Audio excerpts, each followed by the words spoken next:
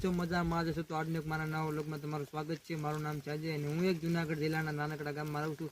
તો કે તમે મને ઓળખતા તો નહીં હોય, કારણ કે આ મારી પહેલી ચેનલની મેં જે શરૂઆત કરી છે અને મારા વિડીયો જોશો તો તમે પણ મને ધીમે ધીમે ઓળખવા લાગશો। અને વિડીયો સારો લાગે તો લાઇક શેર સબસ્ક્રાઈબ જરૂર કરી દેજો।